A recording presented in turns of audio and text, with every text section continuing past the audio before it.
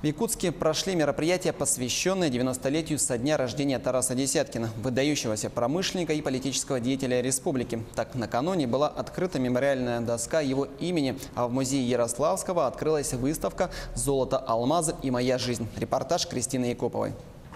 Открытие месторождений Валданского района дало возможность освоения новых золотоносных районов. Так, в 1934 году золото стало добываться в Жокжурском, в 1944 году в Верхнеиндигирском и в 1963 году в Куларском районах. Он родился и трудился на счастье и во славу родной республики. Его трудовая деятельность – это вся промышленность Якутии – угольная, алмаза и золотодобывающие отрасли. Тарас Гаврилович был дальновидным и умелым управленцем. Тарас Гаврилович для всех золотопромышленников Якутии остается такой легендой. Так, память, конечно, о Тарасе Гавриловиче будет всегда в наших сердцах. Он уже своим трудом, своей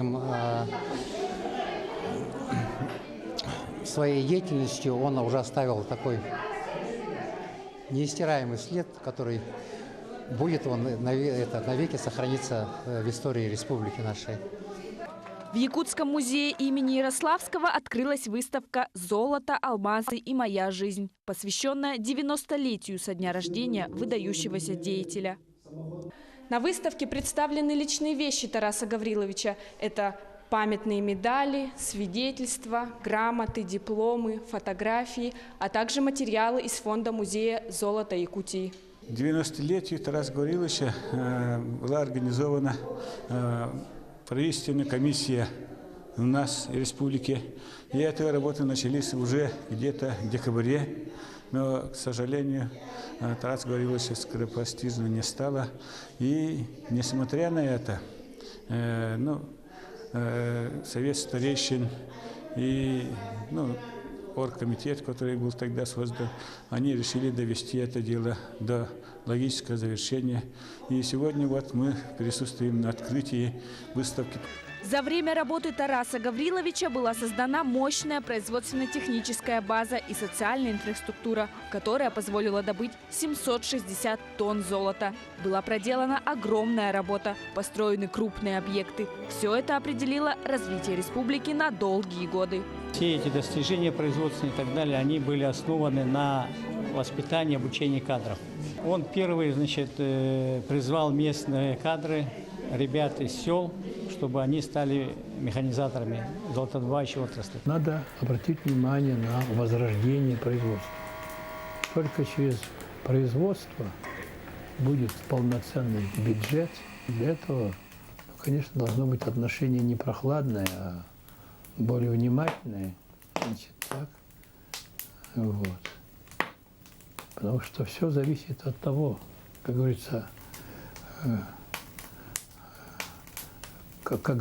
как полопаешь, так и потопаешь. Так?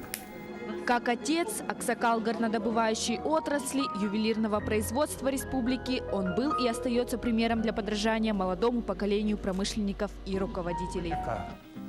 Для того дорога и дана, чтоб души внимание не дремало.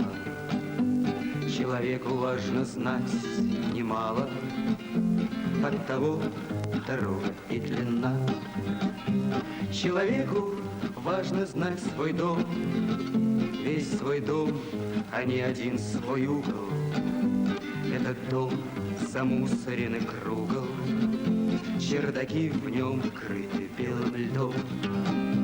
Закон дороги простой, шагай вперед не спеша, и пусть верста за верстой внемлет дороге твоя человечья душа.